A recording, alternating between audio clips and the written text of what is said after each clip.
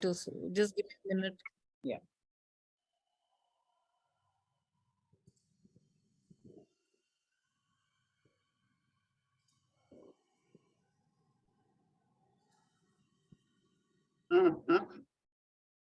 Hi everyone, a warm welcome to Leila, our members and our guests. Mila, our thanks go to you for introducing Leila, our host this evening. Thank you very much. Oh, you're so welcome. She needs to be shared. Thanks. Thank you, Leila. Without Filters celebrates her third birthday this month. Without Filters was birthed during COVID, the times of physical distancing, the times when we were nudged to relook to ways to satisfy the need to gather, to connect, to show up. We chose connection online. We are a small, connected group of women with shared interests, however inclusive. We do invite men to our meetings, and I'm glad we do have two today. Without Filters fosters the listening and receiving of a shared perspective with no bias or prejudice, a group which gives us insights we may not receive elsewhere. The topics of conversation are chosen on the shared interests of our members. Topics include but are not limited to the arts, wellness, well-being, marriage and relationships, family dynamics. Getting through guidelines for the meeting, please set your microphone on mute when you're not speaking, switch off video if stepping away from the meeting, and silence your other mobile devices to ensure that we are not hearing feedback or causing interruption during the meeting. Today's discussion is around a few broad questions. Leila has chosen to respond to questions, comments, or observations relevant to the question discussed, so there will be no dedicated Q&A session. Leila Yes. was born in Calcutta, India at the end of World War II. The final days of the British Raj as India embarked on a fight for independence. Attended Loreto Convent School and College in Darjeeling, Calcutta. Leila received her education from the Irish nuns of that order who encouraged her love for writing. As a children's author, her storytelling has captivated children in local schools, Barnes & Noble, and the San Francisco Asian Art Museum. An award-winning poet, she won the Writers Foundation America's Best in 1994 and 95, as well as the Poets and Writers Natures Award. Her work has appeared in several anthologies, including Water's Edge, Meditation, and Weber Studies, and is much enjoyed by visitors to the Tourist Board of Wales website as of the Fairy Glen in the UK. That's a beautiful poem that Leila shared with me. If you guys can we'll share the link with you later. It's worth a read. Leila joined British Airways as a stewardess, based first in Calcutta and then in Mumbai. She spent many happy years flying the skies and seeing the world. Leila now lives in San Francisco with her husband and their family of rescued pets. Over to you, Leila, for a few words before we start our session, and thank you again. Thank you. Thank you so much, Shireen. I think you did me proud. You said everything almost that there is to say about me, but I'm so pleased to meet all of you. And Mela, thank you very much for setting this up. It really is a pleasure. You're all over the world practically. And it's wonderful being able to sit here in San Francisco and meet all of you. What can I tell you more about myself? Well, let's see. Ranjan and I came to San Francisco in 1986. No, sorry, 1982. What am I saying? In 1982. And I was lucky enough to have my parents when my father retired to come and live here in San Francisco with me. We lived in the same building. We still live in the attic, and my parents lived in the main apartment. It was wonderful. I lost them both in 2001. And I am so glad that in the last few years of their lives, I suddenly realized that they had so much to tell, to give, to share with me. And that's how the excuse me, and that's how the book came about. I have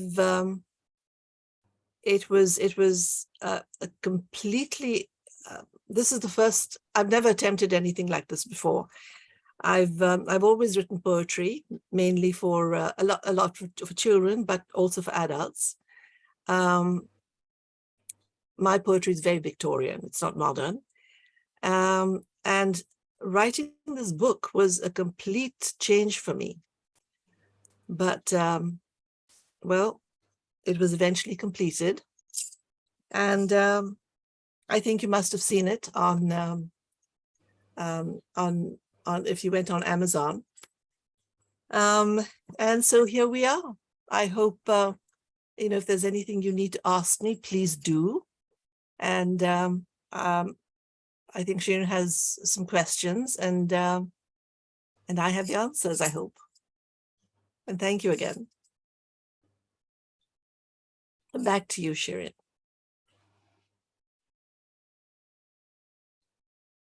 Unmute, Shireen. Yes, you're muted.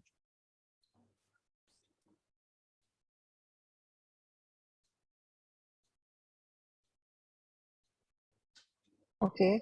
Can you guys hear me now? Yes. Okay. Leila, now we're Yes. getting to the first question. Leila, when was the aha moment, the pivotal moment, the place in time where the seed got planted to the desire, almost the need to writing this book? My father never really spoke about the war. We would sometimes ask him about the military cross that he was given. And even then his answer would be, well, I did the job any doctor would do, and they gave me the medal. But, though he would not talk about his war experiences, they were buried deep inside him. And he had the most terrible nightmares year after year.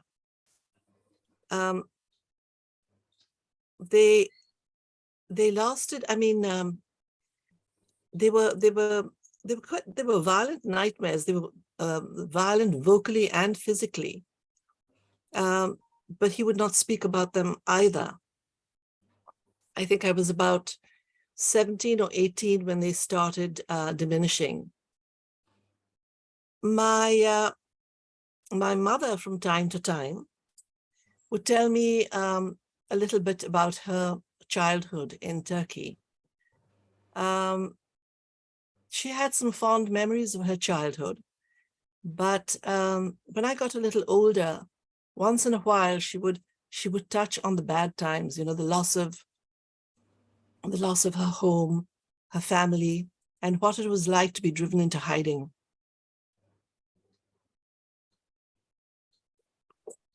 And I found the stories very disturbing.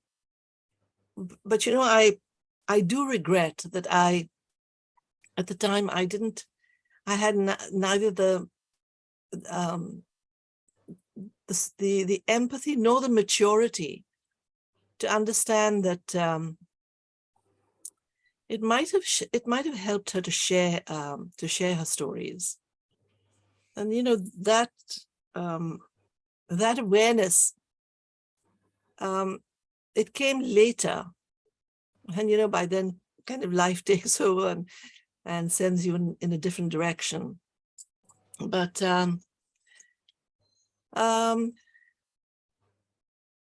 it was years later, towards the end of their life, that I came to realize what extraordinary experiences they had lived through.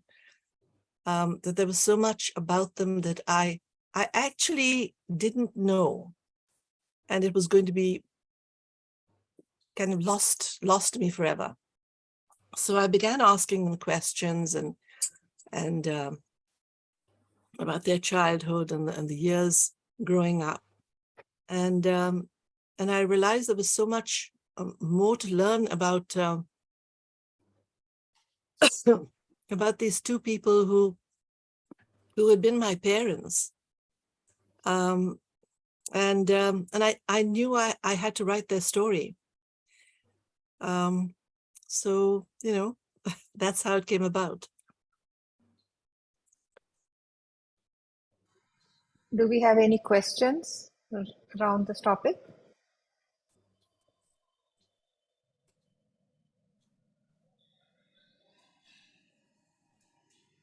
Any- Let's get to the next question. Leila, Mhm. you described the fascinating way of understanding and discovering the protagonists, your parents. I'll paraphrase your technique. You sat with two photographs, one of each of your parents in their youth, telling yourself, these are photographs of a woman, of a man. In contemplation, you reflected on the question, what were the life experiences of each of these two young people? This contemplation was conscious, it was deliberate. It detached kin identity. The two persons in the photographs were two individuals. You did not see them as father or mother. What the technique made possible was to reflect on life as lived and experienced through the lens of each of these two individuals. You use this technique, sure you can give me a descriptor or a name for this, for the following reasons. What you needed was the discovering of their respective experiences. You wanted to see life through their respective lenses. You were cognizant on the period of life relevant to the book, a period which did not include you. Leila, hence unknown to you. Sorry, a period of life which did not include you, Leila, hence unknown to you. How did you get to discovering this technique, and what did you gather through this technique of dissociation? Mm, hmm. You know, that was a long question. Let me see if I can the entire process of writing and discovery was If I a may great. add, just a Uh-huh. minute. I just described the technique. That's all I did. So the question is about how did you get to discovering the technique, and what did you find through the technique? That's the question. Okay. The process of writing and discovery was a joy. You know, the part that was not so easy is the part that what you just mentioned.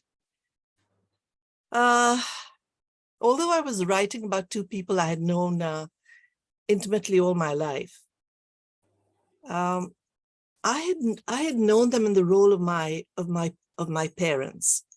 They'd always lived in my world as my parents, and I knew them, you know, like a child does, in just in that capacity. My experience of them was entirely in respect to myself, not as individuals in their own right, and that took some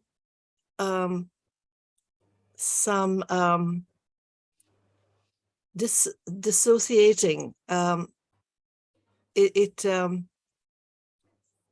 It was a little hard in the beginning, but you know, when I looked at their photographs when they were young, I realized that I would have to dissociate myself from the role of parent, daughter, parent, and somehow to get to know the two young strangers I wanted to write about.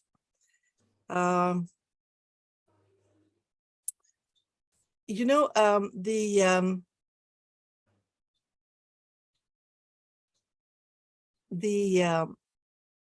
the part that I really found a little more difficult than the other parts were the emotional parts. You know, the emotional connection between these two people. I don't know if you've ever gone to the movies with your parents and a scene, an intimate scene is shown up on the screen, and you kind of get this slightly embarrassed feeling. Well, you know, I had to somehow get around that, and I actually left those parts of the story. I kind of touched on them, and I didn't elaborate on them till I had got a little more comfortable with these two young people as I was writing, and then I filled in those parts later on. But it was a bit of a journey.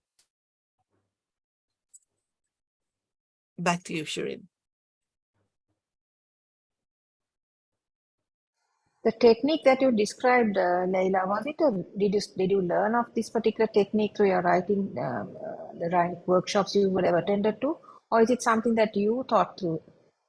No, I just well, you know, I mean, it took me over 12 years to write the book, so I had the time to kind of, you know, hone it on my own. Like I said, you know, I got a little more comfortable in their world, you know, the world that they lived in when they were young. I read a lot about the time. I did a lot of research, and they became very real to me. But it was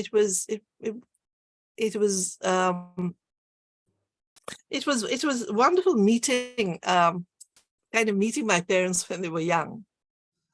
Rekha has a question, I think, centered around this subject. Rekha, would you mind asking it, please? It's not me, it's Kavita who has posted that. Okay. I think I'm just going to read it out. Or would Kavita like to ask this question, Kavita? It was just something to be read later on after you'd asked your questions. Okay. But basically, I've read Lila's book more than once, and I've really thoroughly enjoyed it.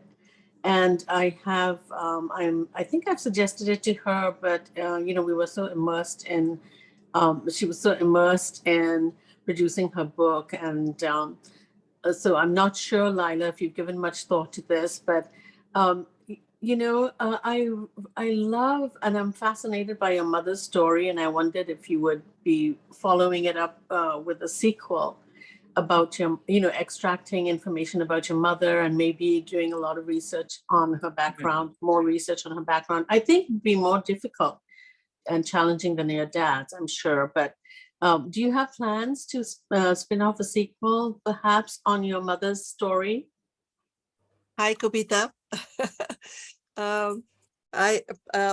Everyone, I have to introduce Kavita. She was instrumental in reading the book and helping me edit it. So thank you again, Kavita. I haven't thought about that. No, I've thought about carrying on the story of them in India, maybe, because, you know, I don't come into the story at all, except that I'm writing the story. So the book ends there when my mother gets to Calcutta, and I mean, they've eventually, after everything they've been through, they've managed to get to be with each other. But no, I haven't thought about that. It's a very disturbing. It would be a very disturbing topic. The little bit that I have included in this book is, I mean, some of the some of what she went through is really terrible. And she kind of she carried those scars right through her life. But I think I shared this with Shirin earlier on, that I went downstairs one day and I saw my mother sitting in front of the TV, and she was crying. And they were showing, that was the time when Saddam Hussein was gassing the Kurds. And I asked her, I said, what's happened? And she said, we suffered so much at the hands of the Kurds and the Turks. And I'm looking at these people, and they're just human beings like we were. And they're suffering like we did. And I felt that it was a little bit of a catharsis for her. It was part of a burden that she was able to put down and come to terms with. Her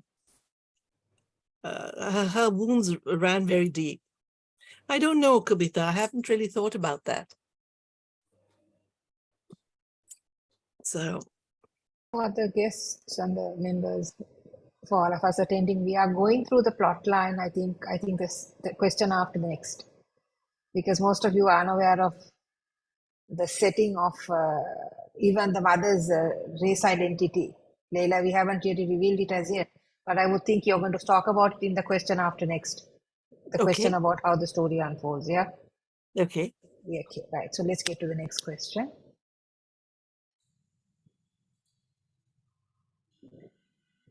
How long time did it take to complete the book? What were the good parts, the fun parts, and the not too easy parts on this journey of discovery and exploration? As I said, it took me well over 12 years to write the book.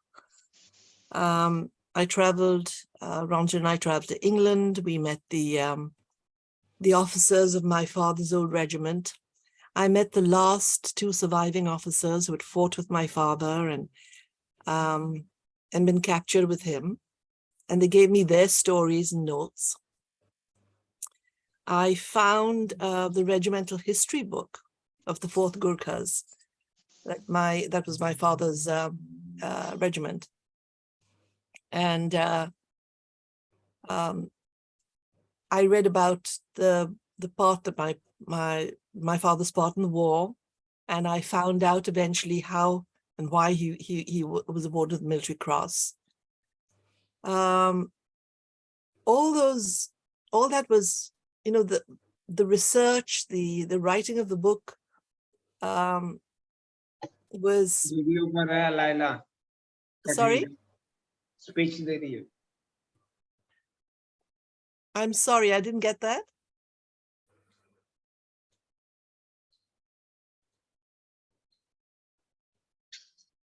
Am I muted?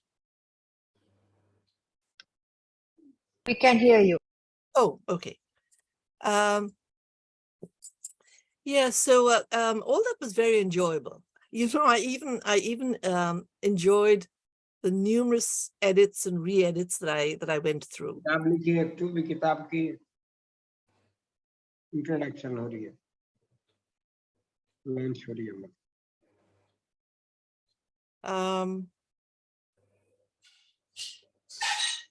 Perhaps everybody else could mute their microphones unless you're speaking. I think we're just hearing background noise, Leila. Oh, okay. Okay. Yeah, so it was like I said, the hard part actually was the part about getting to the intimate relationship between my parents. The rest was it again, as I said, I hadn't tackled something like this before, but it was mostly a great joy writing the book. So I had great fun writing the book, researching it, and they were very fruitful years getting it done. Research as regards your mother in the book, how did you get through that aspect of it? I got my mother's stories. I got a lot of them, most of them, after my father passed away.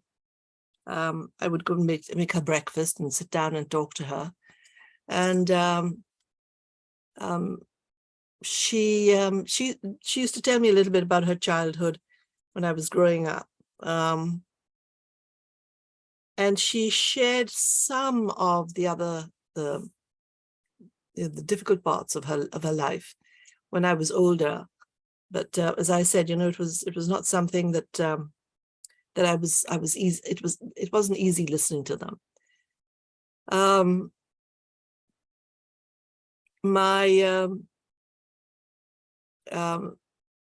I mostly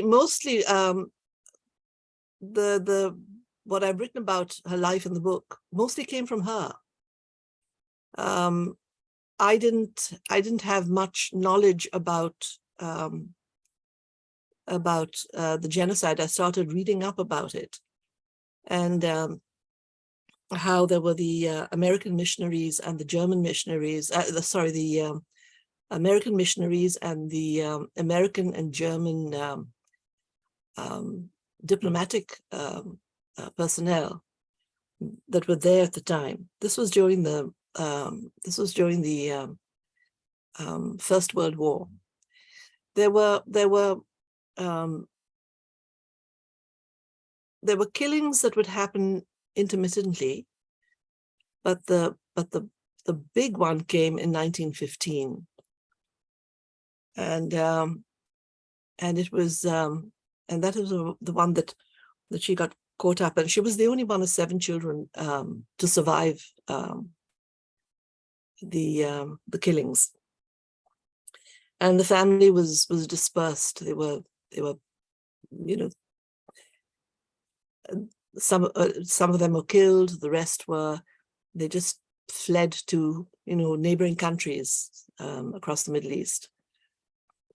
And I read up some a little bit on the subject, but most of it came from my mother.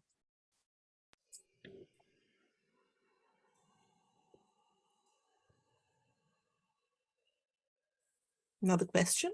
Yeah. How does the story unfold?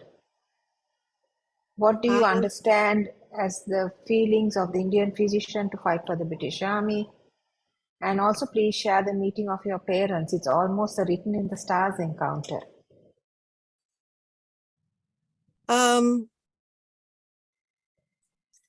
Well, India was, she'd been fighting for her independence for quite a few years when World War II broke out.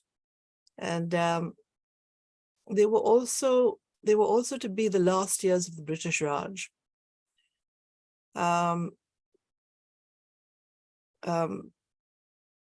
Did you ask me about what it was like for an Indian in the army? Yes. Basically, the story as it unfolds, and as a sub question, it was about the physician in the Indian army. At the time, Subhash Chandra Bose had rallied Bengal in the fight against the British, and he even advocated joining forces with the Japanese against the British. Whereas Mahatma Gandhi, on the other hand, staunchly in favor of freedom, wanted to achieve it by only, non-violent means. And he did not believe in allying the country with an enemy he believed to be on the wrong side of history. My father, a young doctor with high ideals, he was eager to be of service and take on the adventure of war kind of thing. Was no exception. He wanted to be, do his bit as well. May I read a excerpt from the book about this?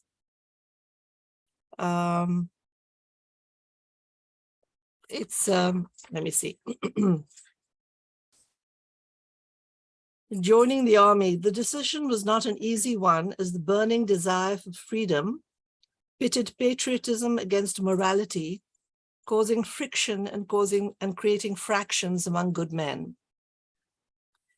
Shanti was no exception, and he believed as well that India would need soldiers to defend her after she won her independence. Like so many Indians, he had wrestled with the situation fraught with the demons of contradiction. It had not been easy threshing through one's loyalties in an effort to achieve the right perspective. Eventually, however, the priority of fighting for the freedom of the world had to take precedence over that of fighting for the freedom of one nation, even if that nation happened to be your own. Besides, one did not consort with evil like the Nazis without being vitiated by it. And though the British might be resented in India as rulers, they were nevertheless respected as a nation. In fact, Gandhi had declared quite clearly, we do not seek our independence out of Britain's ruin. And this is how people, excuse me, like my father and so many other Indians joined the war because, for the second time and with mixed feelings, as she had done once before in World War I, India sent her soldiers of diverse cultures, creeds, and religions to fight in special brigades, regiments, and battalions in what was then known as the British Indian Army. And so they gathered from four corners of Mother India the largest volunteer force ever known, as 49 states fielded 2.5 million men, ranging from platoon to divisional strength, and each fought gallantly. And this army of courageous men who answer the call of their country, almost 87,000 never returned to their homeland. And my father, excuse me,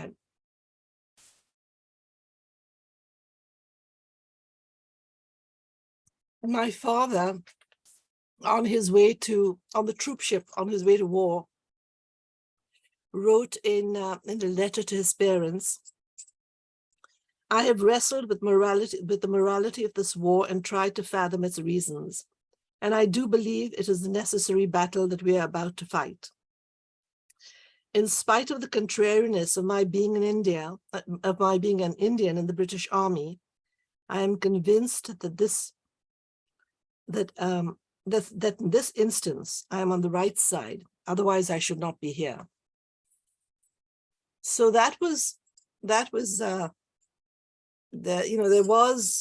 it wasn't easy. There were quite a few rub-ups between, especially one particular officer and my father. But by the time they had fought together, he had been their doctor, they had faced death together. There was a certain respect and a bond that was created that really that surpassed the previous prejudices. But my father was very forthright when he first joined the battalion. He walked into the adjutant's office.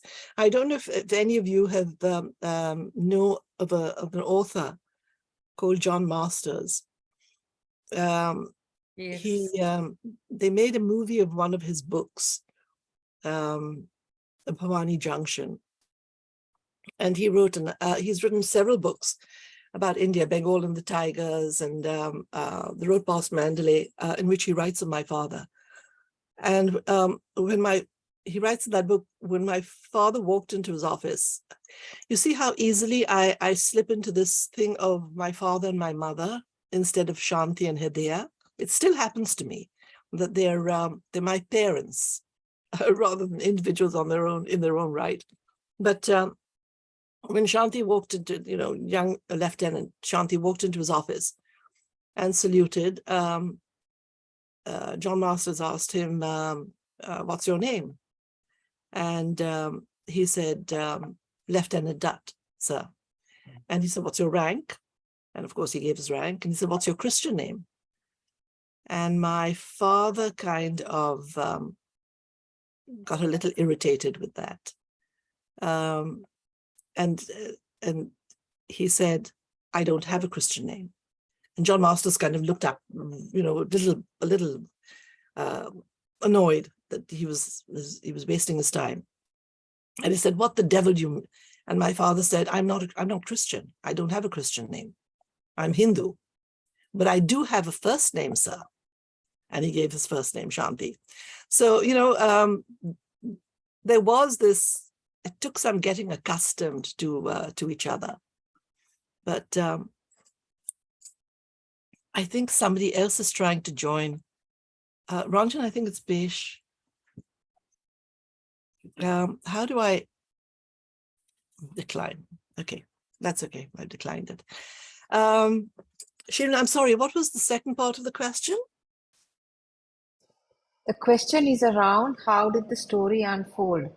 So referring to your mother, I don't think most of us know your mother's ethnic identity and where Okay, she's sorry. from. So basically the question is, how does the story unfold?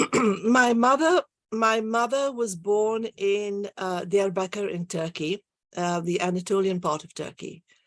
And she was Armenian, but also of Greek Coptic descent. And her parents were fairly well-to-do. Her mother had inherited a village, Karabash, and they had an extended family. They were very close. They enjoyed vacations together. My mother went to the American Missionary School, as had my grandmother. It was not very usual at that time. And they led a little bit of a privileged life. But of course, when the killing started, they had to go into hiding, and they lost everything. They managed to the family kind of dispersed. A lot of them were killed. Those that were left were dispersed between Iraq, Syria, Lebanon, and my mother, like I said, the only one of 7 children to survive, was she and her parents managed to get to Egypt, to Cairo, and that's where she grew up, and she married a gentleman, an Armenian gentleman in Cairo, but the marriage didn't work out, and she had 3 children.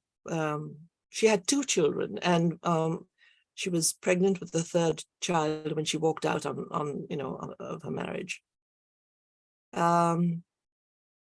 She by the time she met my father, she had been divorced for a few years, and the 2 boys were with the father, and my mother was looking after her daughter and her old mother. Her father had died, and that's how she came to be in Egypt. How did your parents meet? Who would have thought? Born in countries so far apart, especially at a time when, you know, travel wasn't really what it is today. But it so happened that my father joined the army. He joined this Gurkha battalion, and he went to war. And they first landed in Basra in Iraq. And the place where the camp, they were camped, there was a school that was closed, and there was an Armenian teacher who was overseeing, you know, keeping an eye on the school. And she gave my father permission to use part of the school building for his wounded and infirm soldiers. When the battalion was leaving from there, she gave him her cousin's address, Hidaya's address in Cairo, and she said, if you ever happen to go there, to be in that vicinity, if you could give her a message, ask her to contact us.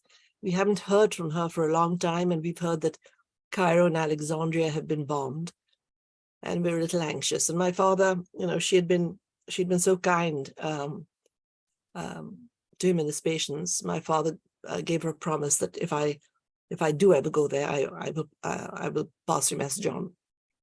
Well, by the time the battalion had fought its way through Iraq and then Iran, which they called Persia during the war, to differentiate it between, you know, Iraq and Iran sounded so familiar.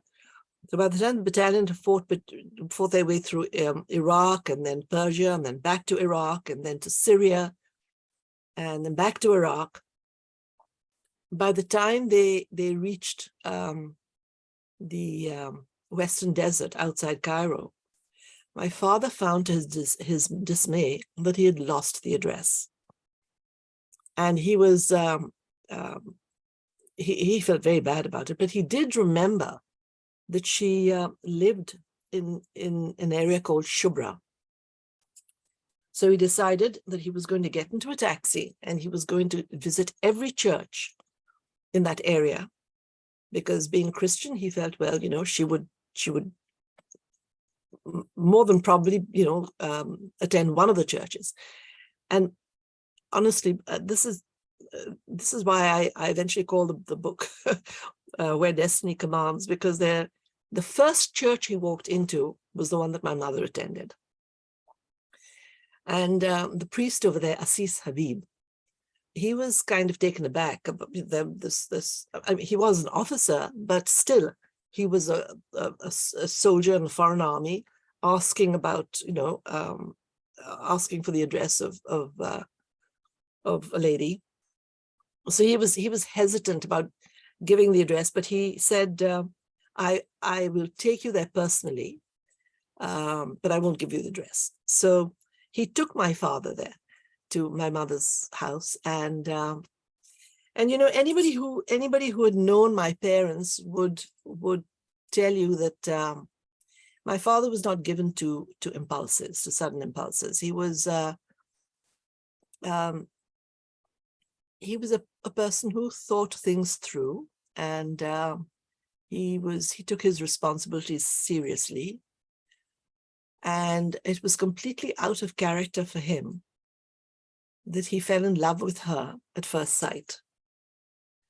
My mother, it wasn't easy, because my mother she was 6 years older.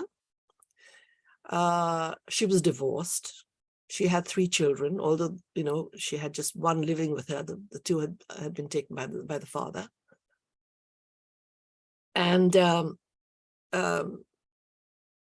she was kind of a little more worried about the obstacles they were facing. I mean, her life was there. She had her, you know, she had her daughter, she had her mother to take care of, and it just didn't seem possible. I mean, there was this war going on.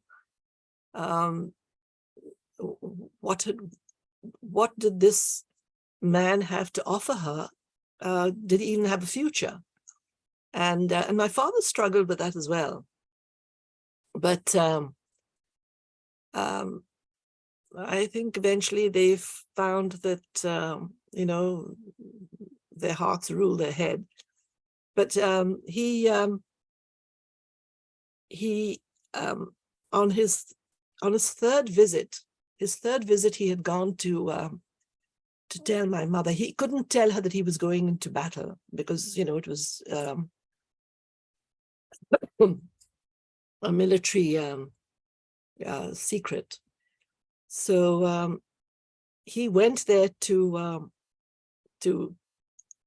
see her, and he was trying to tell her that you know, he didn't know when he was going to see her next, and she took it that he'd come to say goodbye.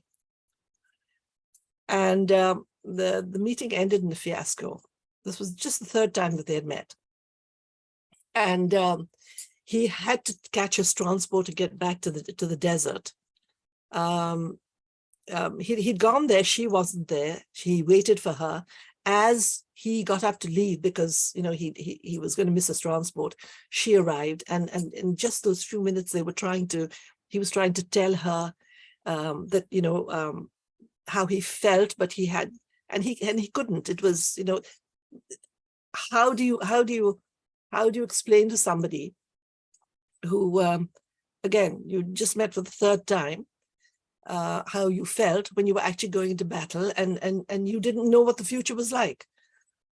So my poor father was, you know, he was going down the stairs very confused. And at the bottom of the stairs, he bumped into poor Assis Habib, the priest. So he unloaded on the priest. And he said, please explain to her, you know, I think I've offended her, explain to her, and ask her if she will marry me. And the priest was flabbergasted. You know, I mean, he thought, I can't take this kind of responsibility. But my father pleaded with him, and that's how my mother got proposed to, through the priest. But of course, my father got captured in the desert, and she had no idea where he was. And he suddenly realized that he knew how to get to her house, but he didn't have her address, and he didn't know how he was going to get in touch with her. And he was made a prisoner of war, and that was well, that was how they met. But eventually, when he was on his way, well, this is the story actually. When he was on his, there was an exchange of prisoners between the two sides. They were exchanging the severely sick and wounded soldiers, and with each group that was exchanged, a doctor had to accompany the group. And my father was one of those doctors. So after a year in captivity, he found himself back in Egypt, and he made a beeline for my mother's house. And while he was waiting for a convoy to take him back to India, he had a few weeks in Cairo, and he eventually persuaded her to marry him. And so that's how they got together. He left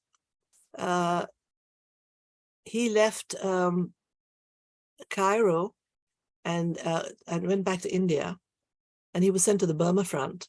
But before he did, he made all the arrangements for. He had told my mother, "You bring your mother, you bring your daughter. If you need to bring your two sons, I'll look after them all." My grandmother, my mother's mother, told my mother, "I'm much too old, to take on a journey of this sort, or to try, and get accustomed to new country. I've always wanted to go and spend time with my brother in Syria, and that's what I want to do. So she was taken to Syria, and my father made all the arrangements for my mother and my sister, my half sister, to come to India. And again, this is where I suppose where destiny calls, where destiny commands. My mother followed my father to India 9 months after he left. After he left her to go to India. And over here in San Francisco, when it came time for him to depart this world, he passed away in January of 2001. And 9 months later, she followed him in October of 2001. So that's how they met. And they lived their lives together for 56 years. And she followed him just like she had once before. So that was the story of how they met. I'm going to ask the first question in this segment. There was a medal that you referred to, Leila, that you said Yes. your father never referred to or recognized. Or can you share with us the background to that, please? Yes. When I got the history book, I read how my father had why he had been given the military cross. Apparently, he had when they were captured, they were surrounded. He had the chance to escape captivity, and he refused to do so. He stood his ground. And he refused to abandon his soldiers, the wounded. And because he did that, he told his two medical orderlies and the other doctor, the British doctor, he said, "You go, but I'm staying." His orderly insisted on staying with him as well. Because he stayed, there were a great many lives that were saved. And so his colonel, Colonel Whelans, he put in, the request for the military cross.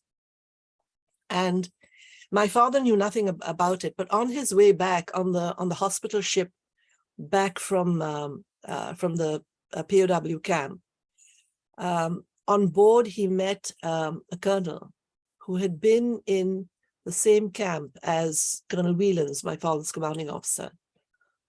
And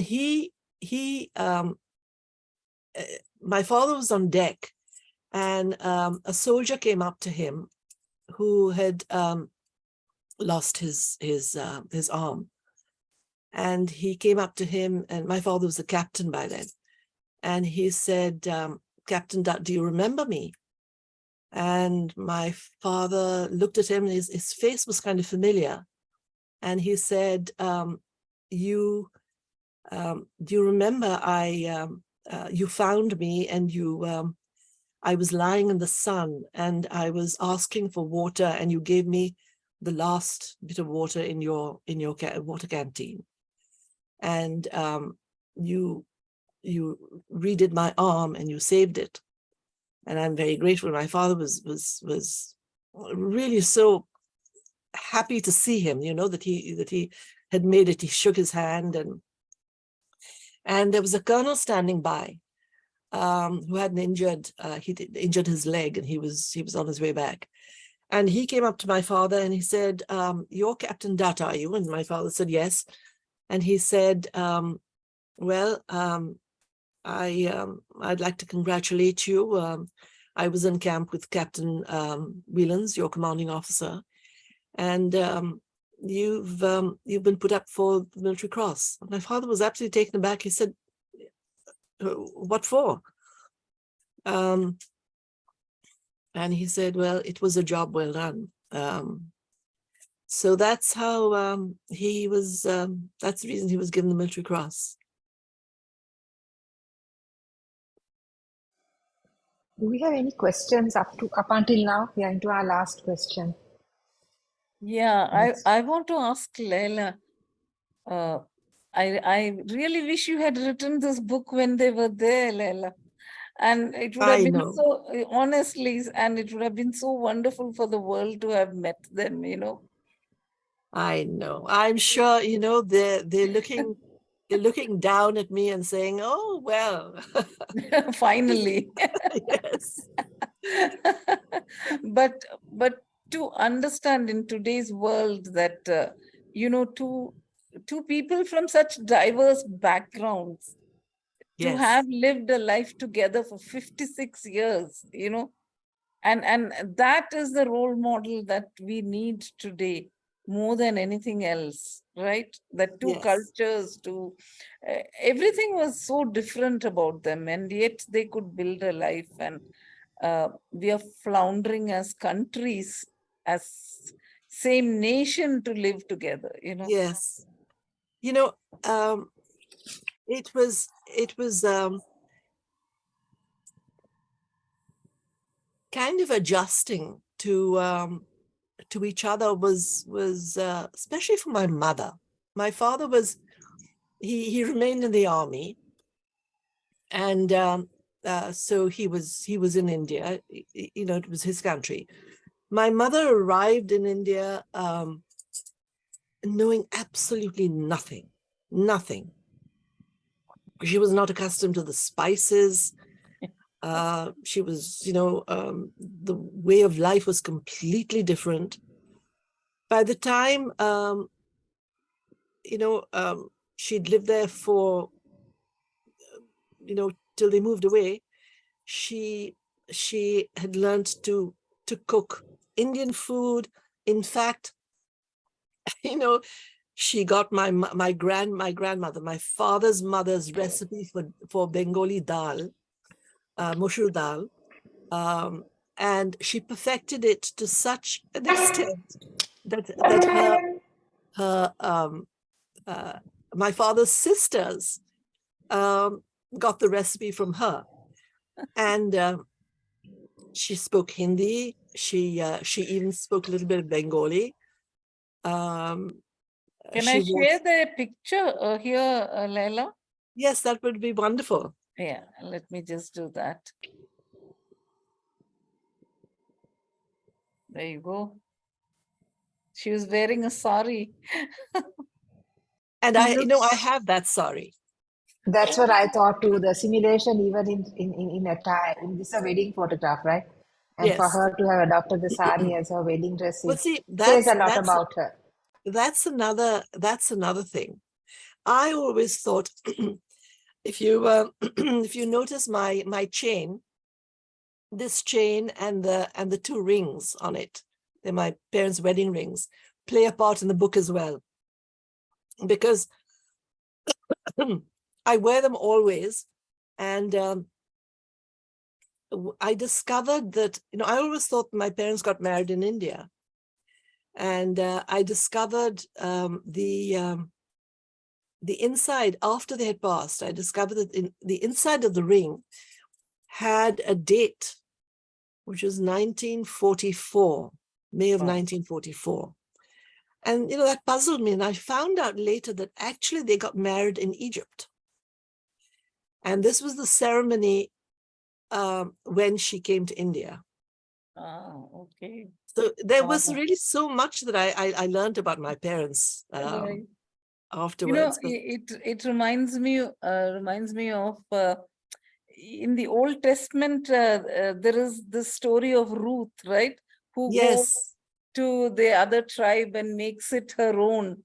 yes, She Yes, reminds can I me read? of Can I Ruth. say it out? I know it by heart, Rekha, if I may.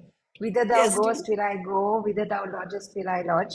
Thy people shall be my people, and thy Yes, God my God. yes, thy that's God, Gita, my right. God. am I right Absolutely. on that? Very much so. And Lila, my Lila, father was sorry. your dad looks so dashing. What a lovely couple, Lila. Yeah. Absolutely. My Absolutely. father, a lot of people are so disturbed by the experiences of war. My father was an extremely gentle person, you know. He was, I remember he was always, he was the anchor of our lives. My mother was much more fiery, and they had their ups and downs. I mean, you know, but my father was always a staid one, and my mother was the one who would, you know, get all riled up, and she had this habit of Awesome. she would go into the kitchen and she would start singing her Arabic songs. I mean, oh dear, she's she's in a bad mood, and and we'd, you know, kind of give her a wide berth till she'd cool down. And but yeah, I mean, I always thought that my father would not be able to live without my mother if my mother went first. We were very surprised when my father, when she realized that my father, when he came back from hospital and she was told that it was terminal, she took to her bed and she never got up. I would make her get up and sit in her chair, but she lost complete interest in the world,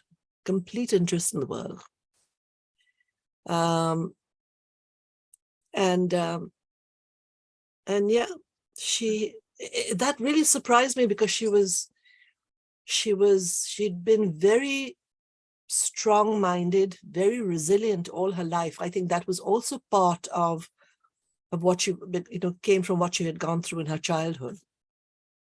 And maybe her strength came from your father's, you know, that stability that he gave her.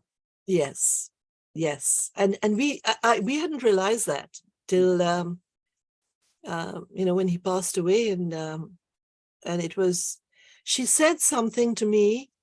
She said, when my father died, I felt like the floor had opened, the carpet had been pulled out from under my feet.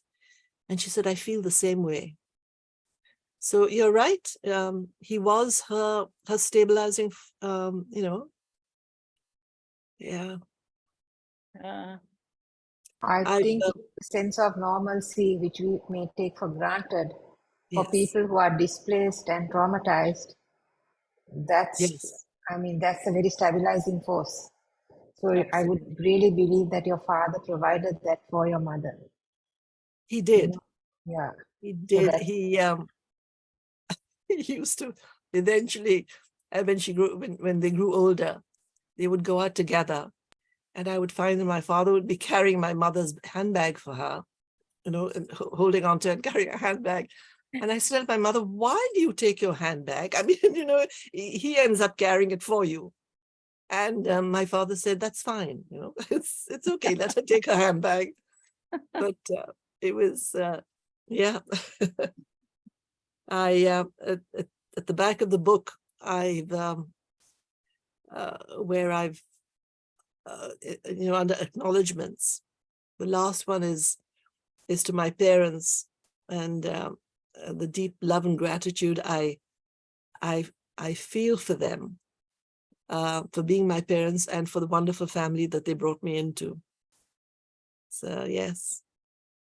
So are you in touch with the other, her sons? And of course, the Well, sister grew up with you, so. I did not see my sister. I didn't know that my sister was my half sister till I was about 13 years old. Okay. And that was when I asked my mother, who are these two people that you and Violette are talking about all the time? They would talk about Victor and Loza. And that was when my mother sat down and explained to me that that Violette is your half sister, and you have two half brothers in Cairo. Not that it made any difference to me, because my sister was my sister. I'd grown up with her. She was 12 years my senior. She was almost like a second mother to me. She loved me. She disciplined me. So it didn't make any difference there. But my brothers, the first time I saw them was when I flew into Cairo. I was 20 years old, I think, 21 years old. I flew into Cairo, and that was the first time I met them. And the reason that Ranjana and I are in this country is because my brother Loza, when he emigrated from there, from Cairo to America, he came here. He sponsored the two of us, and that's how we came to this country. Wow. And yes, I'm in touch with. He's passed away now. I'm in touch. I mean, his daughter and son are in LA. I've met their half brothers and sisters from the father who married a second time.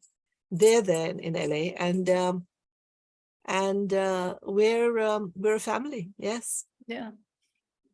You're the true global family in the essence, even before we coined the word globalization. Yes. You know? Yes. And I say that I'm a real mongrel, you know, because there's so much. My father's Bengali, my mother's part Armenian, part Coptic, part Greek. So yeah. I'll call it a wide gene pool. Yes. So true. Yes. So You true. you referred, I don't want to give it out. I'd like you to say you had said something really touching about what you're not touching, but it's quite sad. I mean, I'll just ask you, what did what did your mother's family take from Armenia when they had to flee? Yes. You know, when they left, they left everything behind.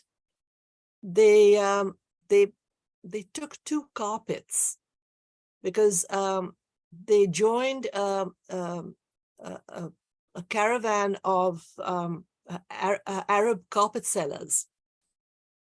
So they took 2 carpets and left everything behind. A small bag of gold coins, which they hid inside the carpet, and the Bible. My grandmother had an 11th century Bible, and it had a gold coin on the cover. And she had actually lost her sixth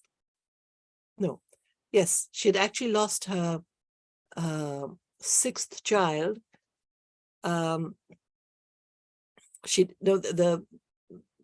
The soldiers had come, and she'd put this Bible in a bucket and lowered it into the well to hide it.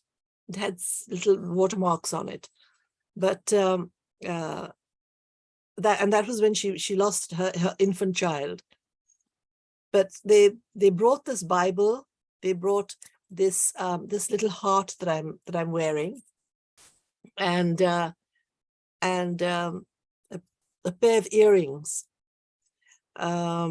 with them, all hidden inside the carpet.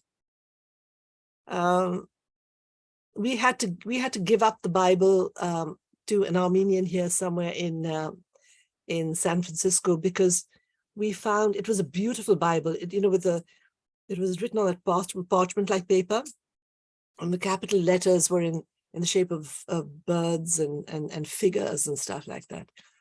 And I had to, it was kind of deteriorating, so it had to be really looked after properly. And we gave it to a gentleman over here, and I still have the coin with me. So, yeah, it's. Leila, is the cross with you? The cross? Yes, yes, the little ruby cross is with me. Yeah. Yeah. Leila, how did religion, the different religions affect your family? The different Religions. religions. Your religion, You know, your mother's versus your father's, and the extent that my my my father, um, they both respected each other's religions.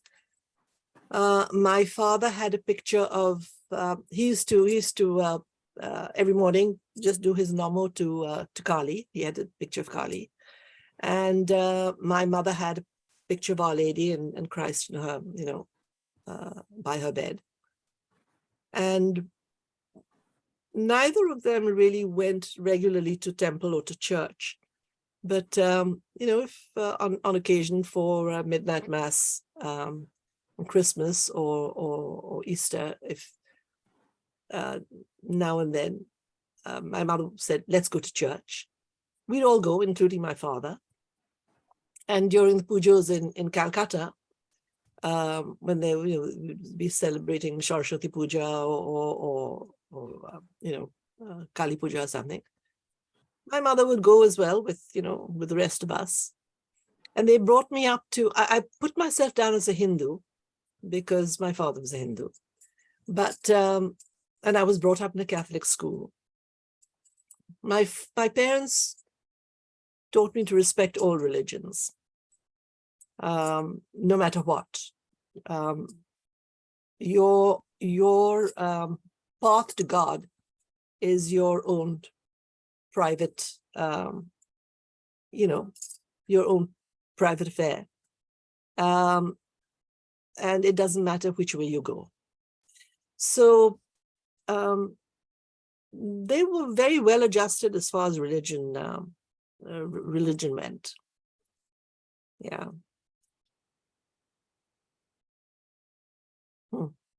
Leila, I'm trying to remember.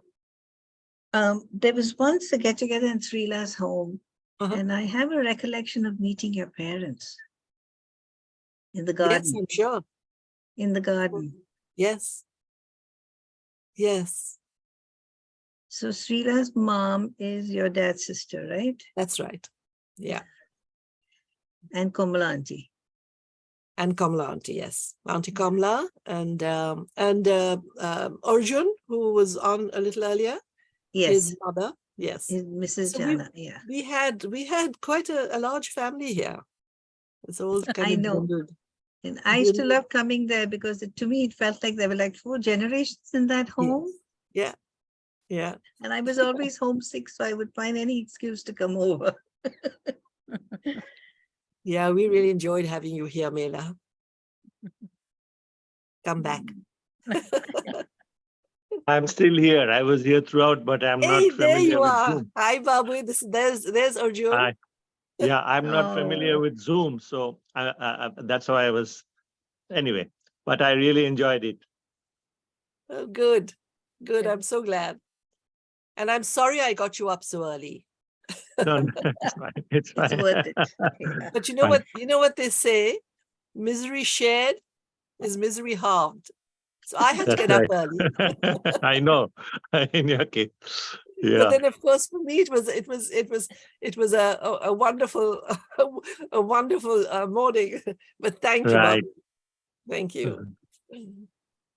So the first thing I did when I got the book was to read the how they met, because I'm such a romantic. It was so wonderful to read how they met. Did you read about their parting? I read sections of it. Yes. That was also very romantic. Yes. Yes. And it's interesting to read a book by someone you know, because I've known you for so many years, Leila, but when I read this book, it was like, I was totally awed by your language, how you express yourself, your attention to detail. The Thank you. research you must have done must have been phenomenal. It was. And also, yeah. And I have a question. You talk about your parents. You always knew them as your parents. So when the sharing happened and you were doing all this, it must have been so overwhelming for you to see these different facets of your parents that you had no idea about. It was. It really was. I mean, I was so surprised. You know, you think you know two people and you realize, you know, you're just looking at them reflected off yourself. Yeah. It's yeah, it was What a discovery. It really was a very fulfilling experience writing this book. I you know, with every little bit that I found out, and with every page that I wrote, I realized that, you know, we take this world of ours so much for granted, but we don't realize what that generation went through to preserve this world for us. You know, what they survived, that war was actually a global catastrophe. And you know, it not only became writing about them not only became a labor of love, it became a privilege. It really did. I'm really, this is my, what do you call it? Opus magnum, I think, yes. Yeah. What do you think are the characteristics from your parents that you find that you have? Like, do you sometimes think, oh my God, this is just like how my mother would say something or my father would react? Yes, you know, I'll tell you, it's my mother used to always say, Leila, can you cover my back? My back feels cold. And I used to say, what, why just your back? And the strange thing is that now that I've reached this age, I feel exactly the same. I need my back covered. My father used to like keeping his feet uncovered. They used to peek out of the blanket. And I find I do that now. Little things. I use some of my mother's expressions, which I never did before. I have,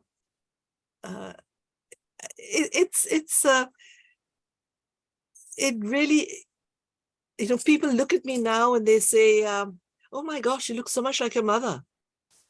When I was growing up, they used to say I look so much like my father. But it's funny how you change with age. And well, I suppose, you know, there's so much of, we are our parents, really. Absolutely, yeah. We are our mothers, you know, more, they say.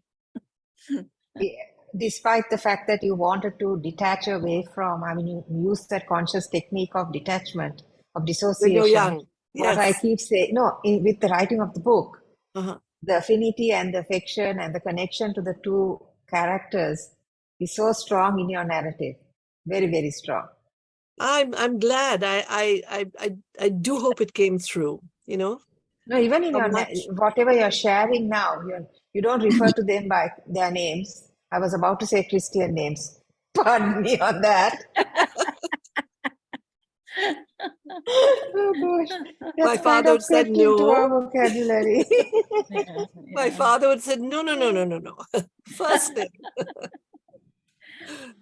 Okay, getting to the next question. I didn't realize we have two more, so we had to rush through this. The next is a favorite quote of mine is geography is destiny. This resonates with the title and the trajectory of the book. Can you share with us significant moments wherein geography changed the destiny of each of the protagonists? Okay. Well, I would think the most obvious would be I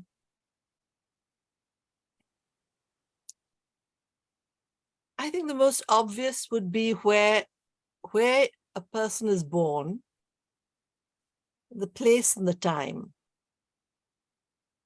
That does make a big difference. For example, my mother being born in Turkey, she went through what she went through.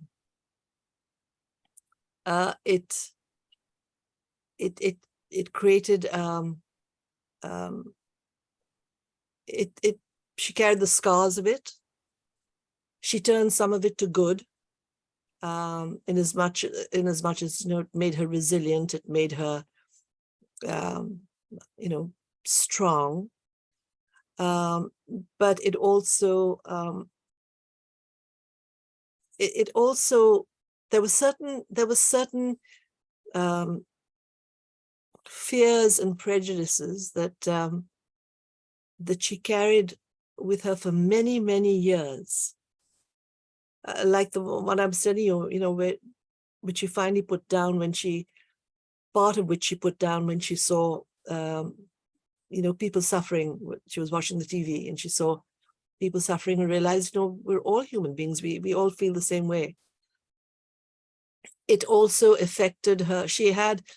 There was a Muslim gentleman who wanted to marry her, and he was an extremely nice man.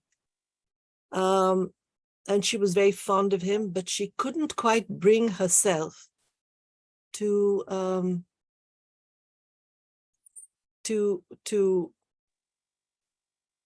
change her last name, actually, to and become a Muslim, after she had they had gone through everything they had gone through as Christians, refusing to become Muslim. My father, if he had remained he was born in Dhaka, but he grew up in Calcutta because the family moved to Calcutta. If he had remained in Dhaka, I don't know what the story would have been like. But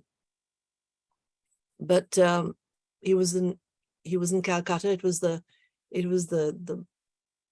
military hub, where the war was being planned and executed. And he was very influenced by the whole thing and wanted to do his part. So again, geography played a part there. And there was when they were about to be deployed out of India, they were told that they were being sent to Malaya. And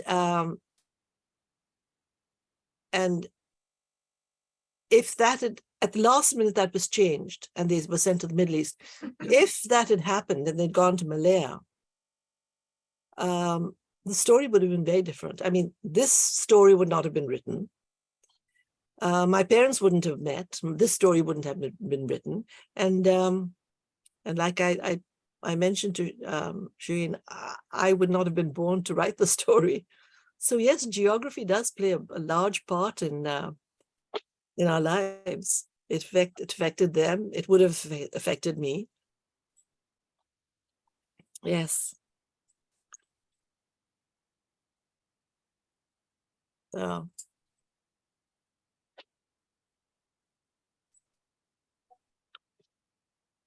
Oh, God, DJ is trying to get on.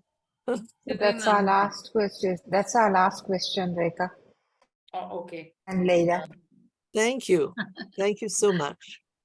Leila, we just want to thank you for really agreeing to be on this platform with us on Without Filters. And I should say that we both have something in common. My father too was in the Second World War. Really? Yeah, in Burma. And he was awarded the British Empire Medal. That's There you another go. story for another time. But it so resonated with me because I have heard of this, the same theater.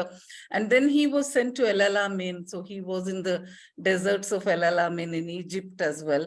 Oh So my gosh.